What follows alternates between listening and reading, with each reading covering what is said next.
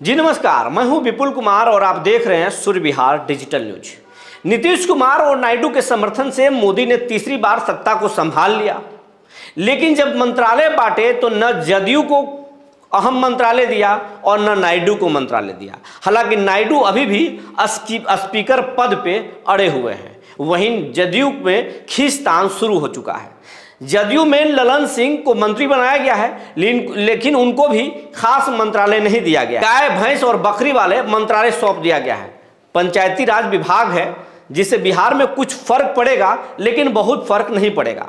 नीतीश कुमार ने रेल की डिमांड की थी, लेकिन रेल नहीं दिया गया। उसके साथ साथ नीतीश कुमार ने 4 मंत्रालय की मांग की थी, लेकिन सिर्फ 2 मंत्रालय ही दिया गया।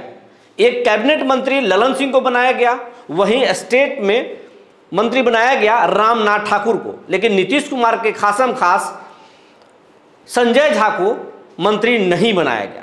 वहीं कहा जा रहा था कि नीतीश कुमार के एक और खास को मंत्री बनाया जा सकता है, लेकिन किसी को बनाया नहीं गया। इसलिए जदयू में अंदर ही अंदर खींचतान शुरू हो गई है और कहा जा रहा है कि जदयू के 4 सांसद नीतीश कुमार के संपर्क से बाहर हैं और ये बड़ी बात है। शुरुआती दिनों में 2 दिनों तक उनके संपर्क से बाहर थे, हालांकि अब उनसे संपर्क हुआ है, लेकिन सब कुछ ठीक नहीं चल रहा है। जिस तरीके से खींचतान शुरू हुई है, ये बहुत दिनों तक सरकार नहीं चलेगी।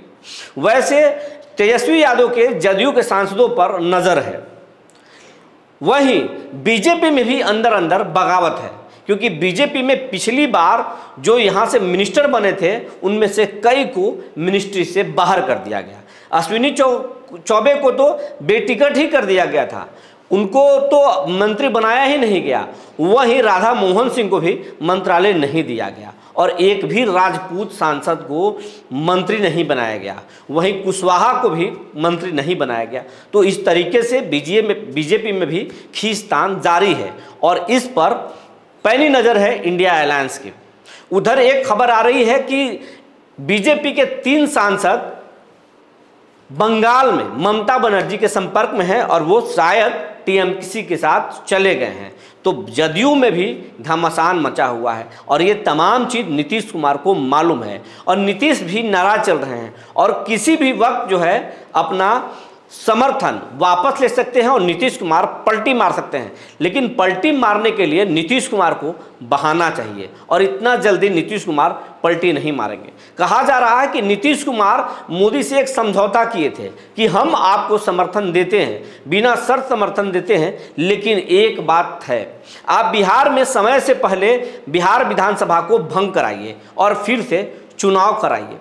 लेकिन नीतीश कुमार ये डील करके जैसे ही पटना पहुँचे कि पूर्णिया में एक रुपौली विधानसभा है, उसके उपचुनाव की घोषणा इलेक्शन कमीशन ने कर दिया और इससे नीतीश कुमार को झटका लगा।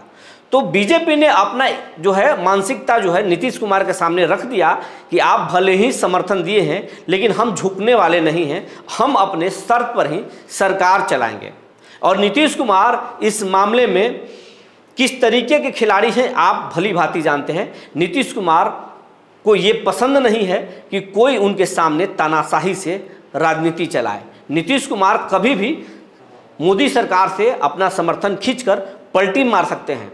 सिर्फ अगर इंडिया अलायंस उनको ये कह दे कि 2025 में नीतीश कुमार के नेतृत्व में ही बिहार में चुनाव लड़ा जाएगा और केंद्र में भी आपको अहम जिम्मेवारी दी जाएगी, तो नीतीश कुमार आज के तारीख में भी पलटी मार सकते हैं, ये कहा जा रहा है। लेकिन ये भी कहा जा रहा है कि बीजेपी नीतीश कुमार को अच्छे से जो है पकड़ ली है, नीतीश कुमार के नस को पकड़ लिया है और नीतीश कुमार कहीं नहीं जाने वाले हैं। जिस तरीके से नीतीश कुमार झुककर राजनीति कर रहे हैं, उसके लिए नीतीश कुमार नहीं जाने जाते थे। कहीं ना कहीं बीजेपी नीतीश की कमजोरी को पकड़ लिया है और कहा जा रहा है कि नीतीश कुमार कहीं नहीं जाएंगे। लेकिन नीतीश को जानने वाले ये कहें कि नीतीश कुमार को पलटने में ज़रा देर नहीं लगेगी। नीतीश जितना झुकते हैं उतना ही पीछे हटते हैं। नीतीश को समझना इतना आसान नहीं है। ये सरकार जरूर चल रहा है, लेकिन सरकार कब गिर जाए ये कहना मुश्किल है। जो जानकारी निकल कर आई थी हमने आपको बता दिया। तब तक के लिए धन्यवाद।